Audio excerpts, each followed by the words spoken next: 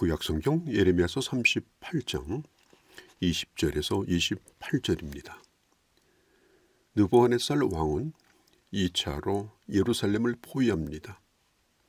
1년이 넘는 동안 오랜 기간 버티고 있었지만 지금 성 안의 양식은 점점 떨어져 갑니다. 그리고 성 안에 전염병이 돌고 있습니다. 그리고 친바벨론주의자들은 은밀하게 바벨론 진영에 가서 개인적으로 항복을 합니다.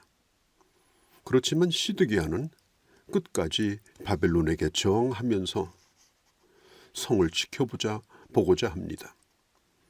인간 편으로 보면 참 눈물겹도록 최선을 다하고 있는 왕입니다. 왕궁에 기둥뿌리까지 뽑아서 성문을 튼튼하게 방어하며 지키고자 했습니다.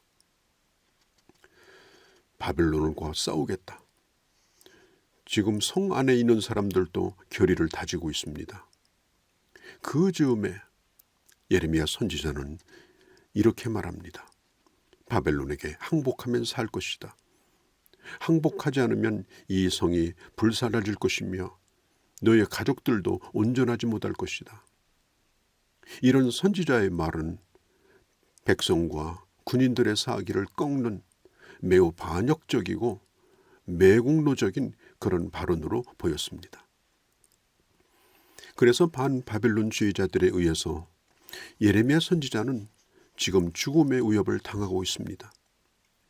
2번이나 깊은 수렁 가운데 던져졌지만 그는 하나님의 은혜로 살아났죠. 그러함에도 불구하고 예레미야의 메시지는 일관됩니다. 하나님 앞에 항복하라는 것이죠. 바벨론에게 항복하는 것이 하나님의 뜻을 따르는 것이라는 겁니다. 성경에 보면 하나님의 뜻과 사람의 뜻이 얼마나 다르냐. 하늘과 땅이 다른 것처럼 다르다라고 말합니다. 섞여질 수가 없습니다.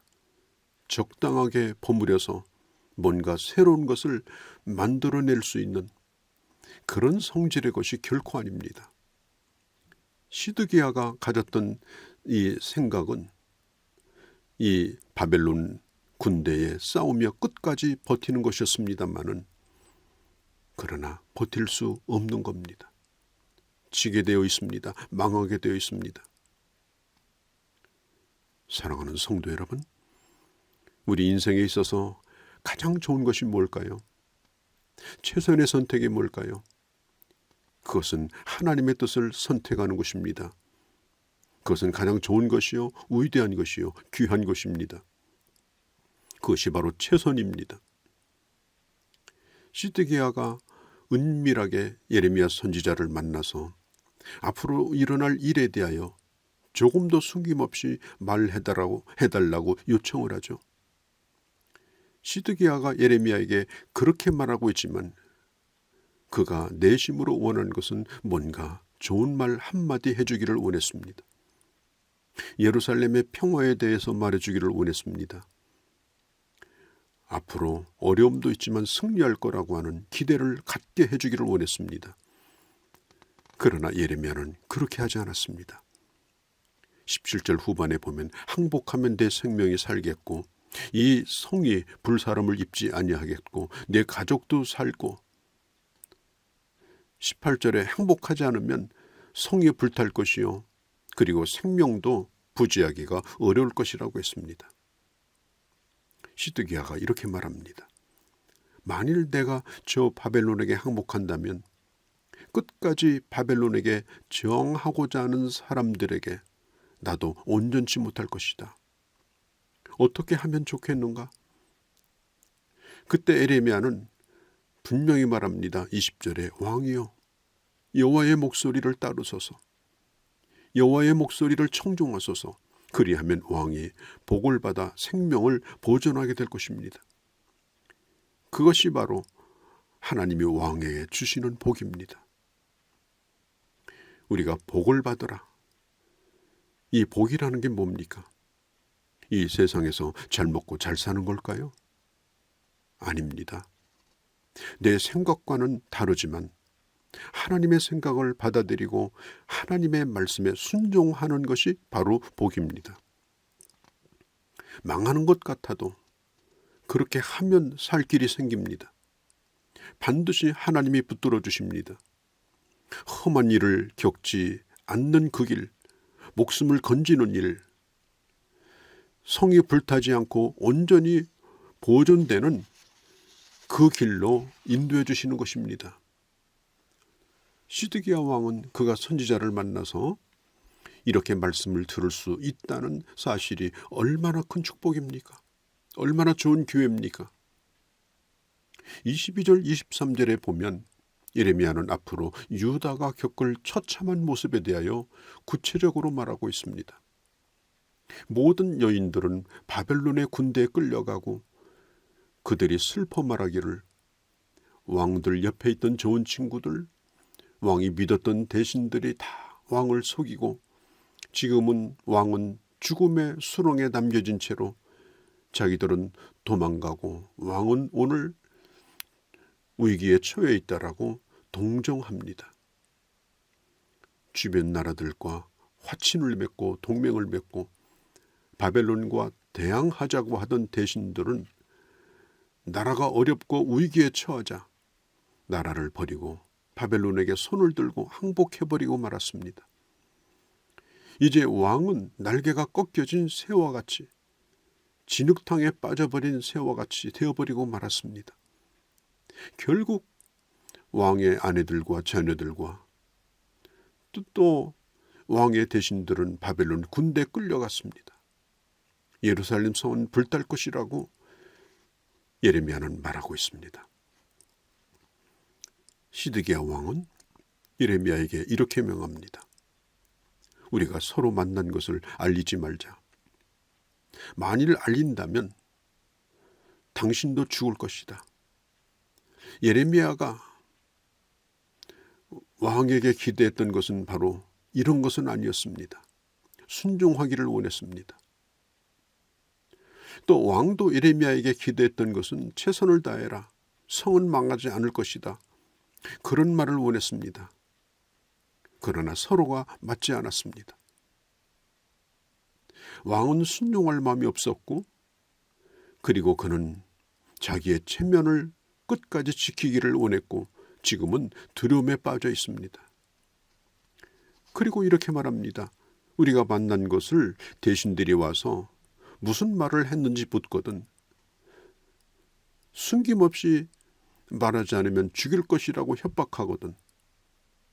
내가 웅덩이에 빠져서 죽을 뻔했는데 다시는 들어가서 죽고 싶지 않다라고 그렇게 왕에게 전했다고 그렇게 말해달라는 것입니다. 그래서 예레미야는 왕에게 들은 대로 그대로 전했습니다. 대신들에게 더 이상 추궁당하지 아니하고 다시 예루살렘이 함락되는 날까지 경비대 뜰에 갇혀 있게 됩니다. 오늘 유다의 마지막 왕인 시드기야는 하나님을 신뢰하지 아니하고 두려움에만 빠져 있었습니다. 끊임없이 사람과 사람 사이를 오가며 갈팡질팡하다가 망했습니다. 모든 것을 다 하나님 앞에 말하고 그리고 하나님이 주시는 그 놀라운 평안을 누리며 그리고 목숨을 걸고 자존심을 다 내려놓고 하나님의 뜻에 순종했다면 얼마나 좋았을까요? 그러나 그에게서 보는 것은 전전긍긍하는 것이었고 뭐든지 숨기는 것이었습니다. 사랑하는 성도 여러분, 하나님의 말씀에 귀를 기울이는 사람은 결국 사람들이 두려워합니다. 하나님을 두려워하는 사람은 사람들이 겁을 냅니다. 이 세상에서 가장 힘들고 어려운 것이 뭔지 압니까? 하나님의 말씀을 거역하고 사는 겁니다. 이 세상에서 가장 쉽고 안전한 것이 뭔지 압니까? 하나님 말씀에 순종하며 사는 것입니다.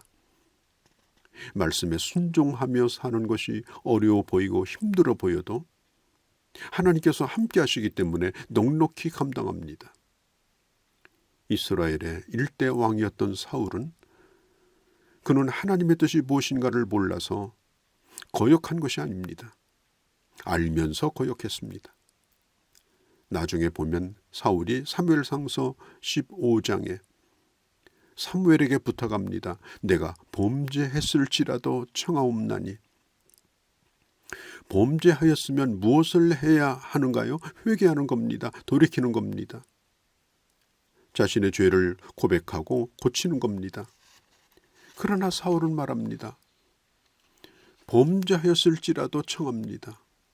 내 백성의 장로들 앞에서, 이스라엘 앞에서 나를 높여달라고 요청하죠. 지금 그게 중요한 게 아니지 않습니까? 하나님의 말씀에 순종하는 것입니다. 하나님과 바른 관계를 가지는 것입니다. 그러나 사울은 사람들 앞에서 자기 체면이 깎이지 않는 일, 사람들 앞에서 자기가 인정받고 높임을 받는 일을 더 중요하게 생각했습니다.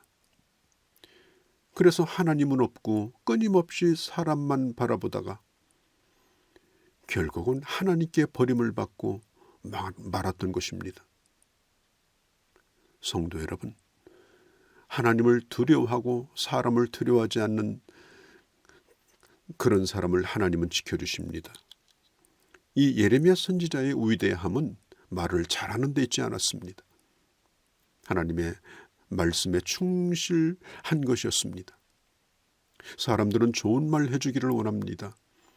그러나 예언자는 사람이 원하는 말을 해주는 것이 아니라 하나님으로부터 받은 말을 전해야 합니다. 그리고 가라는 곳에 가서 말씀을 전해야 합니다. 예레미야는 그의 목숨과 하나님의 말씀 둘 중 하나를 선택하라면 그는 하나님의 말씀을 선택했던 선지자입니다. 하나님의 말씀을 선택하기 위해서 그는 목숨을 걸고 일관되게 주님으로부터 들은 말씀을 증거했던 것입니다. 인간에게 인정받기보다는 말씀을 주신 하나님을 더 두려워했습니다. 그럴 때에 하나님께서 예레미야를 책임져 주신 것입니다.